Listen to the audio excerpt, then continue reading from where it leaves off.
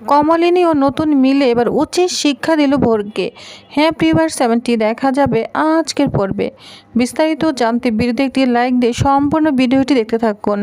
গল্পের শুরুতেই আমরা দেখতে পাবো কমলিনী সবাইকেই বলছে ওর মা যদি রাজি থাকে তাহলে যত তাড়াতাড়ি সম্ভব ওকে আমরা আইনগতভাবে নিজেদের কাছে রাখার চেষ্টা করব, গ্রহণ করব।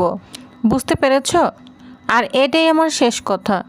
বর্ষা তখন বলে, মামুনি তুমি যা ভাবছো বা যা করতে চাচ্ছ সেটা সাংঘাতিক কৃতিত্বের কাজ, এমনটা কিন্তু নয়।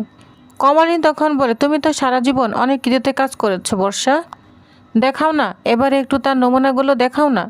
আমার কৃতিত্ব অকৃতিত্ব নিয়ে তোমাকে ভাবতে হবে না, আমার কৃতিত্ব দেখার জন্য লোক আছে। তুমি তোমার নিজের চরকায় তেল দাও। বুবলাই তখন বলে, আমি কিন্তু তোমার এই সিদ্ধান্ত সমর্থন করলাম না মা। কমলিনী তখন বলে, করলি না? আগেও তো আমার অনেক সিদ্ধান্ত তুই মেনে নিসনি, এমনকি তোর অনেক সিদ্ধান্ত আমি মেনে নেইনি। যেমন এই মেয়েটিকে তোর বিয়ে করার সিদ্ধান্তটা আমি কিন্তু মেনে নেইনি। আমি তোকে বারবার বারণ করেছিলাম, বলেছিলাম এই মেয়েটিকে বিয়ে করলে আমি মেনে নিব না।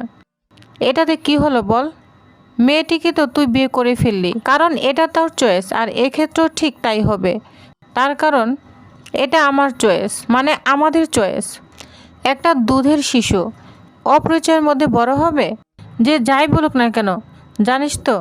জানিস তো বুবলাই, আইনগতভাবে আমরা যদি এই বাচ্চাটাকে নিতে পারি তাহলে আমি খুব খুশি হব। আমার তো 3টা ছেলে মেয়ে আছে, তোরা আছিস, কিন্তু এই মানুষটা তোদের নতুন কাকু, তার কি আছে আমায় বলতে পারিস? তোরা কি পেরেছিস? পুরোপুরি এই মানুষটার হতে পেরেছিস? এই মানুষটাকে অতটাই আপন করে নিতে পেরেছিস? বল না, পেরেছিস? পারিসনি বুবলাই। অনেক সময় তোদের মধ্যে বিরোধ লেগেছে, আর যদি তোদের নতুন কাকু এই বাচ্চাটাকে আইনগতভাবে নিজের কাছে রেখে শান্তি পায় তাহলে আমি কিন্তু তোর নতুন কাকুর পাশেই দাঁড়াবো। বাবিল তখন বলে, মা আমরা কিন্তু নতুন কাকুকে নিয়ে কিছু বলছি না। কমলিনী বলে, এই কথাটা তোকে ভাবতে হবে বাবিল, এখন তোর নতুন কাকু আর আমার জীবন কিন্তু একই। তোর নতুন কাকু যে কাজটা করবে তাতে আমারও কিন্তু থাকা উচিত তার পাশে। শুধু তাই নয়, আমি যে কাজটা করব তাতে না তোর নতুন কাকুরও থাকা উচিত। এগুলোকে কি বলে জানিস? যৌথ পদক্ষেপ। আমার মনে হয় না এই ব্যাপার নিয়ে আর কোনো কিছু বলার দরকার আছে। তাহলে আমরা এটাই জানলাম যে আমরা সোনাইকে আইনগতভাবে নিজেদের কাছে রাখবো। নতুন তুমি একটু দেখো যত তাড়াতাড়ি সম্ভব আমরা যেন এটা করে নিতে পারি। বড় ঠাম্মি তখন বলে, শুভ কাজ যত তাড়াতাড়ি হয় ততই মঙ্গল। তোমার মন যা চাচ্ছে, নতুনের মন যা চাচ্ছে, তোমরা তাই করো। যা শুনে কমলিনী অনেক খুশি হয়ে যায়। এদিকে কমলিনী এবং নতুন মিলে সোনাইকে খুব সুন্দর করে আর্ট করা শেখাচ্ছে, আর সোনাইও খুব সুন্দর করে আর্ট শিখছে। সমুদ্র আর্ট করছে এবং বিড়াল আর্ট করছে। সমুদ্র আর্ট করতে গিয়ে সোনাই সমুদ্র খুব পছন্দ হয়ে যায়। তখন কমলিনী বলে, তুমি সমুদ্রে কখন গিয়েছ? সোনাই বলে, না আমি কখনোও যাইনি। নতুন বলে, তুমি সমুদ্রে যাবে? সোনাই বলে, হ্যাঁ যাবো তো। কমলিনী বলে, আহারে মেয়েটা তো আসলে কোথাও কখনো যায়নি, চলো না আমরা কাছে পিঠে কখনোই কাছাকাছি কোনো সমুদ্রে গিয়ে ঘুরে আসি। মিটির হয়তো নতুন চাকরি যেতে পারবে না, তবে কাছাকাছি হলে অবশ্য যেতেও পারে। নতুন তখন বলে, হ্যাঁ ঠিক বলেছ। কমলিনী তখন বলে, দার্জিলিংয়ে যাওয়াটা না আমার জন্যই ক্যান্সেল হয়েছে। নতুন বলে, তোমার জন্য ক্যান্সেল হয়নি, এটা আমার জন্যই ক্যান্সেল হয়েছে। ঠিক আছে, আমরা সমুদ্রে বেড়াতে যেতেই পারি। মিঠি হয়তো কাছাকাছি হলে ছুটি নিতেও পারে। কমলিনী তখন বলে, শোনো তোমাকে না কদিন ধরে একটা কথা বলবো বলে ভেবেছিলাম। মিঠি তো যাই হোক, হিন্দু শাস্ত্র মতে সিঁদুর পরে নিয়ম অনুযায়ী বিয়ে হয়েছে, তাই বলছি বিয়েটাও তো এবার শেষ করতে হবে। যা শুনে নতুন বলতে থাকে, শুনো এই ব্যাপারটা না ওদের উপর ছেড়ে দেওয়াই ভালো। মিঠি তো এখন বড় হয়েছে, নিজের সিদ্ধান্ত নিজে নিতে শিখেছে। ওর যদি মনে হয় কোনো দিন ভবিষ্যতে এগিয়ে যাবে, সেটা করো না। আমাদের এর মধ্যে না ঢোকাই পারো, তাহলে মুশকিল হবে। কমলিনী তখন বলে, না না আমি তো একেবারে সেটা বলতে চাচ্ছি না।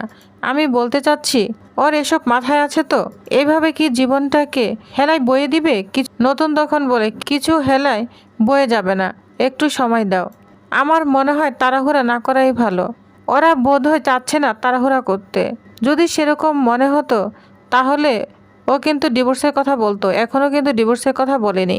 সময় দাও, দেখো না ভবিষ্যতে কি হয়। আমার মনে হয় সময়ের সঙ্গে সঙ্গে সব ঠিক হয়ে যেতে পারে। তখনই দেখা যায় এখানে ভোর চলে আসে। তখন নতুন ভোরকে বসতে বলে। নতুন তখন বলে, কি ব্যাপার ভোর তখন বলে তুমি ইনস্টিটিউটে যাওনি, তাই আমি ছুটি নিয়ে এসেছি। তুমি কেন ছুটি নিয়েছো এজন্যই এটা জানতে এসেছি। নতুন তখন বলে আমার ইচ্ছে হয়েছিল। কেন, মানুষ কি ছুটি নিতে পারে না? ভোর তখন বলে না, আমি এসেছি বলে কি তুমি মাইন্ড করেছ? কমলিনী বলে না না, তোমার স্বতন্ত্রতা না মাইন্ড করবে কেন, কিন্তু একটা জিনিস আমি বুঝতে পারছি না, তোমার স্বতন্ত্রতা তো আজকে ইনস্টিটিউট থেকে ছুটি নিয়েছে, তোমার তো এখন এখানে আসার কথা নয়, আর আমার মনে হয় তোমার ক্লাস বাকি ছিল। ভোর বলে আমি 2টো ক্লাস নিয়েছি, পরেরটা হাফ নিয়ে চলে এসেছি। নতুন তখন বলে আপনার কি দরকার ছিল, পুরোটা করিলেই তো পারতে। ভোর তখন বলে তা না হলে এখানে আসতে আমার রাত হয়ে যেত, আর তাছাড়া আমার খুব টেনশন হচ্ছিল। কমলিনী বলে কিসে টেনশন হচ্ছিল? নতুন তখন বলে হঠাৎ টেনশন, হ্যাঁ ঠিকই তো। ভোর তখন বলে তুমি হট করে এরকম ছুটি নিয়েছ, আমি তো ভাবলাম তোমার শরীর খারাপ হয়েছে কিনা। নতুন তখন বলে শরীর খারাপ ছাড়াও তো মানুষ ছুটি নিতে পারে, আমার তো একটা ব্যক্তিগত জীবন আছে, আমার তো পরিবার আছে, আমার ফ্যামিলি আছে। ভোর তখন বলে তোমার স্বতন্ত্রতা, তোমার সাথে না ফ্যামিলি ম্যান কথাটা না যায় না, এটা না আমি ভাবতে পারি না। নতুন তখন বলে তুমি ভাবতে পারো না তাতে কি হয়েছে, আমি তো তাই, তাই না? এতে তোমার ভাবা না ভাবার কোনো কিছু যায় আসে না। কমলিনী তখন বলে আচ্ছা যাই হোক, ভোর তুমি বসো। কমলিনী উঠতে যাবে তখন সুনাই বলে তুমি যাবে তাহলে তোমার আঁকাটাই নষ্ট হয়ে যাবে। ভোর তখন বলে তুমি তো খুব কথা শিখে গিয়েছো, তুমি কেমন আছো? তখন বলে আমি ভালো আছি, তুমি ভালো আছো? ভোর কথা শুনে অবাক হয়ে যায়, বলছে কমলিনী দি তুমি তো একদম সব কিছুর পাল্টে দিয়েছো, একদম পলিশ করে দিয়েছো। কমলিনী তখন বলে জানো তো আমি নিজেই তো পালিশ করতে জানি না, ওকে আবার কি পালিশ করব, ওই একটু গুছিয়ে দিয়েছে আর কি। আসলে কি জানো তো, বাচ্চারা যদি একটু ভালো ব্যবহার পায় না তাহলে কিন্তু ওরা সুন্দর করে কথাবার্তা বলতে পারে। আর আগে তো একটা ও ট্রমার মধ্যে ছিল, যে ট্রমাটা আমার মনে হয় আস্তে আস্তে কেটে যাচ্ছে। ভোর তখন বলে ওর মার জন্য কি মনটা কেমন করছিল। নতুন তখন বলে এই কথাগুলো আমরা এখন না বলি। ভোর তখন বলে না না জিজ্ঞাসা করছি কান্নাকাটি করছিল কিনা। সুনাই তখন বলে না না আমি কান্নাকাটি করিনি, আমি খুব লক্ষ্মী মেয়ে, বুঝতে পেরেছ? আমার মা আমাকে দেখতে এসেছিল, আর আমার এই মা খুব ভালো, আমাকে খুব আদর করে, ভাবি আমাকে খুব ভালোবাসে। বর তখন বলে ভাবি আবার কে? নতুন তখন বলে ও আমাকে ভাবি বলেই ডাকে। বর তখন বলে তোমরাই শিখেছো নিশ্চয়। কমলি তখন বলে হ্যাঁ কিছুটা তো শিখিয়েছি। বর তখন বলে তাই বলে ভাবি? কমলিনী বলে আচ্ছা কি বলে ডাকলে ভালো লাগতো তোমার? বর তখন বলে আঙ্কেল ডাকতে পারতো। নতুন তখন বলে তাহলে আমাকে কি বলে ডাকতো? বর তখন বলে সে যদি তোমাকে মাম্মাম বলে ডাকে সে ডাকলে ডাকবে, সেটা কোনো ব্যাপার না। কমলি তখন হাসতে থাকে আর বলতে থাকে বোর মাঝে মাঝে না তুমি এমন একটা কথা বলো ভীষণ ছেলে মানুষ হয়ে যায়। তুমি কি ভুলে যাও যে আমরা স্বামী স্ত্রী? মানে আমাকে যদি মাম্মাম বলে ডাকে তাহলে তোমার স্বতন্ত্রতাকে কি বলে ডাকবে? ভাবি বাবা এরকমই তো কিছু একটা বলে ডাকবে, তাই না? বোর তখন বলে না না ভুলবো কি করে, তুমি এই যে জল করে সিঁদুর পরো আর স্বতন্ত্রতা মাঝে মধ্যে আমার বউ করে বেড়ায়, বলবো কি করে বলো তো? নতুন তখন বলে যদি তাই জেনে থাকো তাহলে সঠিক জায়গায় সেটা অ্যাপ্লাই করো না কেন, ভুলভাল কথা কেন বলো? এনিওয়ে তুমি ইনস্টিটিউটে থেকে এসেছো, খিদে পেয়েছে কি খাবে বলো? বোর তখন বলে আমাদের তো এখন টি টাইম, তোমার আমার টি টাইম তাই না? কমলিনী বলে ঠিক আছে আমি তোমাদের জন্য চা বানিয়ে নিয়ে আসি। নতুন তখন বলে আমার জন্য চা বানিও না। বোর তখন বলে কেন, তুমি তো ইনস্টিটিউটে চা খেতে পারো, বাড়িতে কেন খাবে না? বাড়িতে তুমি কমলিনী দিদির কাছে কি প্রমাণ করতে চাও যে তুমি চা খাও না? আচ্ছা আমি কিন্তু তোমাকে ছাড়া চা খেতে চাই না, বুঝতে পেরেছো? নতুন তখন বলে এভাবে কথা বলছে কেন ভোর, আমরা রোজ চা খেতে যেতাম না, আমরা সেই সময় একটা ইন্টারেস্টিং টপিক নিয়ে আলোচনা করছিলাম, চা খেতে খেতে সেই আলোচনাটা জমতো, সেজন্যই আমরা চা খেতাম, বুঝতে পেরেছো? কমলিনী বলে তোমাদের ঝগড়া থাক, আমি যাই গিয়ে বরং চাটা নিয়ে আসি। স্বতন্ত্র যদি ইচ্ছা হয় খাবে, না হয় না খাবে। 1 কাপ চা নষ্ট হলে মহাভারত না অশুদ্ধ হবে না, আর তেমন হলে চাটা আমি খেয়ে নিব, হয়েছে? নতুন তখন বলে আচ্ছা ভোরকে একা চা খাবে বলো তো, একা একা চা খেতে সত্যি কি কারো ভালো লাগে? সুনাই তখন বলে মামা তুমি কোথায় যাও? তুমি না কোথাও যাবে না, তুমি রান্নাঘরে একদম যাবে না, যদি রান্নাঘরে যাও তাহলে কিন্তু আমি আড়ি দিব।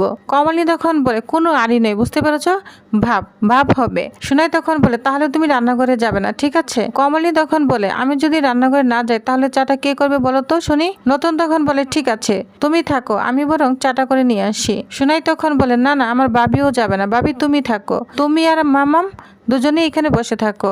বর তখন বলে, বাবা এত কথা শিখে গিয়েছিস, তাহলে এখন তাহলে চাটা কে বানাবে? তাহলে আমি বরং বানিয়ে নিয়ে আসি। তখন সোনাই বলে, ঠিক আছে তুমি যাও, তুমি বরং নিয়ে আসো, তুমি না পচা। যা শুনে ভোর বলতে থাকে, বা এখনই শিখে গিয়েছিস কাকে কি বলতে হবে? কমলিনী দি, তুমি তো ভালোই ট্রেনিং দিয়েছ। কমলিনী তখন বলে, জানো তো মাত্র ট্রেনিংটা শুরু করেছি, আস্তে আস্তে একদম ট্রেনার্ড হয়ে যাবে। তবে একটা কথা কি জানো, ছোট বাচ্চাদের কিন্তু খুব একটা ট্রেনিং দেওয়ার দরকার হয় না, ওরা ঠিক সময় না সব কিছু বুঝে যায়, হয়তো গাট ফিলিং থেকে বলে। আসলে কি বলো তো, ওর এখন ইচ্ছে করছে বাবা মা ওর সঙ্গে থাকবে। বোর তখন বলে, আরে তোমরা বাবা মা শুরু করলে কেন? কমলিনী তখন বলে, ভাবি আর মামা একই তো হলো। আমি কিন্তু এই জায়গা থেকে ওকে অ্যাকসেপ্ট করেছি। আর শুধু আমি নই, তোমার স্বতন্ত্র দাও কিন্তু ওকে অ্যাকসেপ্ট করে নিয়েছে।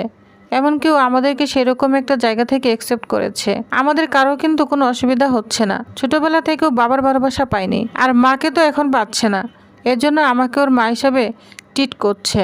আমাদের মধ্যে কিন্তু সব ঠিক আছে ভোর, তুমি এ নিয়ে একদম টেনশন করো না, তুমি কিন্তু এখন চা খেয়ে যাবে। যা শুনে ভোর বলতে থাকে, স্বতন্ত্রদা এভরিথিং লিমিট। তখন নতুনদা বলে, বুঝতে পারলাম না, আর কিসের লিমিট? আমার লিমিট ঠিক করার তুমি কে? ভোর তখন বলে, ডোন্ট ফরগেট তুমি অনেকের আইডল, তাই এমন কিছু করো না যাতে তোমার আইডলটা তোমার থেকে সরে যায়। নতুন তখন বলে, কে আমাকে আইডল মানলো আর কে আমায় মানলো না সেটা নিয়ে আমার কোনো মাথা ব্যথা নেই। আমি কাউকে হাতে পায়ে ধরে বলিনি আমাকে আইডল মানতে। আমি যেরকম ছিলাম আমি আজও সেরকমই আছি। আমার পরিবার আছে, আমার সংসার আছে, আমার নিজস্ব একটা জীবন আছে, সেটা আমার পড়াশোনার বাইরে, আমার প্রফেশনাল জগতের বাইরে। সেখানে আমার স্ত্রী আছে, আমার বাচ্চারা আছে, ওই ছোট্ট একটা শিশু আছে। ভবিষ্যতে হয়তো এই ছোট্ট শিশুটার লিগ্যাল দায়িত্ব আমরা নিব পুরোপুরিভাবে। যা শুনে বোর তো পুরোই চমকে যায়। নতুন আরও বলতে থাকে, সেই মতো নিজেদের অভ্যাস করতে হবে, তৈরি হতে হবে। আর তার জন্য কেউ যদি আমার থেকে দূরে সরে যায়, আমাকে আইডল না মানে, সেটা সম্পূর্ণ তার দায়িত্ব, তার ইচ্ছে। আমার সেখানে কিছু বলার নেই, তাতে আমার কিচ্ছু যায় আসবে না, আমি সেরকমই থাকবো। ভোর তখন বলে, শোনো স্বতন্ত্রদা, তুমি কি বুঝতে পারছো না তোমার ডিগ্রেডেশনটা কিভাবে হচ্ছে? নতুন তখন বলে, আমি ভেবেছিলাম তুমি অসুস্থ হয়েছিলে বলে তুমি ছুটিটা নিয়েছো, কিন্তু আমি তো ভাবতেই পারছি না যে তুমি বাচ্চাকে প্যাম্পার করবে বলে বউকে পাশে বসিয়ে আঁকার ক্লাস খুলে বসে আছো। কমলিনী তখন বলে, এবার কিন্তু তুমি লিমিট ক্রস করছো বোর। সমস্ত কথা বলার কিন্তু একটা মার্জিন থাকে, তুমি কিন্তু মার্জিনের বাইরে চলে গিয়েছো। কোথায় কখন কি বলতে হয় তোমার কিন্তু একেবারেই খেয়াল থাকে না দেখছি। আমি মানছি তুমি তোমার স্বতন্ত্রতাকে নিয়ে অত্যন্ত পজিটিভ, এটাও মানলাম যে তুমি মানুষটাকে আইডল বলে মনে করো, ভালোবাসো, এই দুটোই আমি মেনে নিতে রাজি আছি। কিন্তু এটা আমি কিছুতেই মেনে নিব না যে তুমি মানুষটাকে অপমান করবে। তুমি কিছুতেই মানুষটাকে অপমান করতে পারো না ভোর। তুমি এখন যে কথাগুলো বললে সেগুলোকে কিন্তু অপমান করাই বলে। তুমি কোন স্ত্রীর সামনে তার স্বামীকে অপমান করতে পারো না। তোমার মাথায় রাখতে হবে যে সেই স্ত্রী কোনোদিন সে অপমানটা মেনে নিবে না। কোনো স্বামীর অপমান তার স্ত্রী পক্ষে মেনে নেওয়া সম্ভব নয়, অসম্ভব। বুঝতে পেরেছ? আমি মাঝে মাঝে ভাবি যে রুড়ো কথাগুলো তোমাকে আমি বলবো না, কিন্তু তুমি আমাকে রুড়ো কথাগুলো বলতে বাধ্য করো। এই কথাগুলো বলার পর আমার মনে হয় আমি কেন আমার সন্তানের মতো একটি মেয়েকে এই খারাপ কথাগুলো বললাম। কিন্তু কি করব বলো, তুমি তো তোমার মাতৃ সময় একজন মহিলাকে কথা শোনাতে ছাড়ো না, তার সঙ্গে খারাপ ব্যবহার করে ফেলো। তখন না আমার কোনো উপায় থাকে না। আর তোমায় এটা মাথায় রাখতে হবে যে তোমার স্বতন্ত্রতা এখন একা নয়, ওর সঙ্গে কিন্তু আমিও জড়িয়ে আছি। আমার সামনে যদি স্বতন্ত্রকে কেউ খারাপ করে কথা বলে তাহলে কিন্তু আমার খারাপ লাগে। কোনো স্ত্রী সেটা মেনে নিতে পারে না ভোর। তোমাকে এই কথাটাই বা কে বললো ভোর যে ওর ইনস্টিটিউটের কাজকে লেগনেট করে এখানে আছে? তোমার কেন মনে হয় যে ইনস্টিটিউটের কাজ যে শুধুমাত্র ওর জীবনের জরুরি কাজ? ওর বোর সঙ্গে সময় কাটাতে পারবে না? এমনকি যে একটা বাচ্চা এ বাড়িতে নতুন এসেছে তার সঙ্গেও সময় কাটাতে পারবে না? এই সমস্ত ডিগ্রেডেশন স্বতন্ত্র মনে হচ্ছে না, আমাদের কারোই মনে হচ্ছে না। তোমার এই মনে হওয়ার কারণটা কি? তোমার মনে হয় না এগুলো ঠিক নয়, বুঝতে পেরেছ? এগুলোকে প্রশ্রয় দিও না। শুধু শুধু অন্যের সংসারে নাক গলানোটা ঠিক নয়। মার্জিনের মধ্যে থাকো বোর। তোমাকে কিন্তু সকালে আমরা খুব ভালোবাসি এবং ভালো মেয়ে বলে ট্রিট করি। আমাদের মধ্যে ভালো হয়েই থাকো, সেই ইমেজটাকে না নষ্ট হতে দিও না। শুনো ভোর, তুমি তো আমাকে কমলিনী দি বলে ডাকো, মানে বলা যেতে পারে যে তুমি আমাকে দিদির মতোই দেখো। তোমার মধ্যে কোথাও যদি আমি কোনো অন্যায় দেখি তাহলে কিন্তু আমি তার প্রতিবাদ করব, তোমাকে শুধরে দেওয়ার চেষ্টা করব। অন্তত তুমি যদি এই বাড়িতে আসো তাহলে সেটা কিন্তু তোমাকে অ্যাকসেপ্ট করে নিতে হবে। আর এই বাড়িতে তুমি যদি না আসো তাহলে তো আমি তোমার পেছন পেছন ঘুরবো না, তোমার ভুলগুলো শুধরে দেওয়ার জন্য, সেটা অন্য কথা। তবে ইনস্টিটিউটে তুমি স্বতন্ত্রকে পাবে। আমি জানি যে তাকে তুমি যতই তোমার বন্ধুর মতো ট্রিট করো না কেন, আসলে তো এই মানুষটা তোমার বন্ধু নয়, এই মানুষ তোমার থেকে অনেক বড় এবং চাইলে এই মানুষটা কিন্তু তোমাকে শাসনও করতে পারে, ধরিয়েও দিতে পারে যে তোমার কোথায় ভুল হচ্ছে। যাই হোক, এই কথাগুলো বললাম বলে তুমি আবার রাগ করে চলে যেও না, তুমি বসো, আমি চা বানিয়ে নিয়ে আসছি। তখন বোর অনেক কষ্ট পায় কমলিনী রান্নাঘরে চলে যায়, আর নতুন তো মিটি মিটি হাসতে থাকে আর ভোরের দিকে তাকিয়ে আছে। তো টিউবার্স, তাহলে নেক্সট আকর্ষণীয় পর্বে কি হতে চলেছে তো জানতে অবশ্যই আমার সাথেই থাকুন। ধন্যবাদ।